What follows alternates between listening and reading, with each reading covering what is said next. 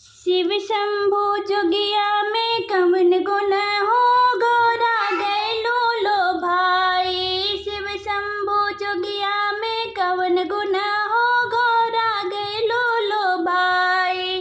शिव शंभु जोगिया में कवन गुण हो गौरा गैलो लो भाई।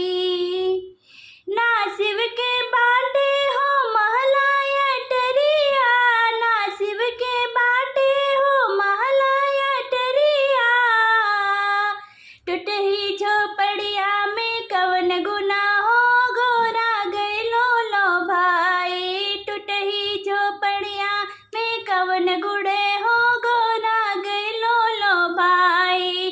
शिव एड़े भंगिया में कवन गुना हो गौरा गैलो लो भाई। शिवया घड़िया में कवन गुना हो गौर गैलो लो भाई। ना शिव के बाड़ी हो माई बहनिया, ना शिव के बाड़ी हो माई बहनिया। भूतवा डाइनिया में कवन गुना हो गौरा गैलो लो भाई। भूतवा डाइनिया में कवन गुड़े हो गौरा गैलो लो भाई। शिव शंभु जोगिया में कवन गुण हो गौरा गैलो लो भाई। ना शिव जी पहिरे ले साला दो साला, ना शिव जी पहिरे ले साला दो साला। भगवा के छाला में कवन गुण हो गौरा गैलो लो भाई। भगवा के छाला में कवन गुण हो गौरा गैलो लो भाई। शिव शंभु जोगिया में कवन गुण हो गौरा गैलो लो भाई।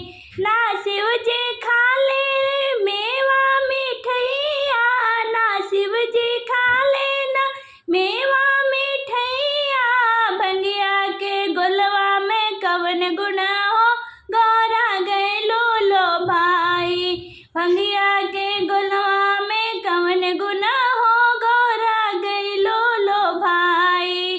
शिव अड़े भंगिया में कवन गुण हो गैलो लो भाई। ना शिव के बाटे हो हाथी से घोड़ा, ना शिव के बाटे हो हाथी से घोड़ा। बुढ़वा बैलवा में कवन गुना हो गौरा गैलो लो भाई। बुढ़वा बैलवा में कवन गुना हो गौरा गैलो लो भाई। शिव शंभु जोगिया में कवन गुना हो गौरा गैलो लो भाई। ना शिव के बाटे हो सोन के गहनवा, ना शिव के बाटे हो सोन के गहनवा। शिव अड़े भंगिया में कवन गुड़े हो गौरा गैलो लो भाई। बिछुआ तैया में कवन गुना हो गौरा गैलो लो भाई। शिव अड़े भंगिया में कवन गुना हो गौरा गैलो लो भाई। ना शिव के बाटे हो आजन से बाजन, ना शिव के बाटे हो आजन से बाजन। डम डम डमरुआ में कवन गुड़े हो गौरा गैलो लो भाई। डम डम डमरुआ में कवन गुना हो गौरा गैलो लो भाई। शिव अड़े भंगिया में कवन गुड़े हो गौरा गैलो लो भाई। शिव शंभु जोगिया में कवन गुना हो गौरा गैलो लो भाई।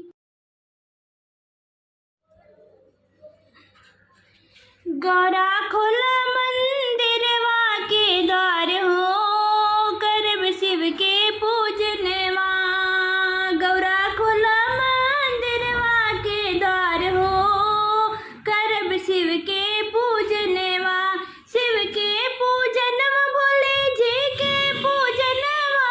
शिव के पूजनवा भोले जी के पूजनवा। अरे अचरा में अरे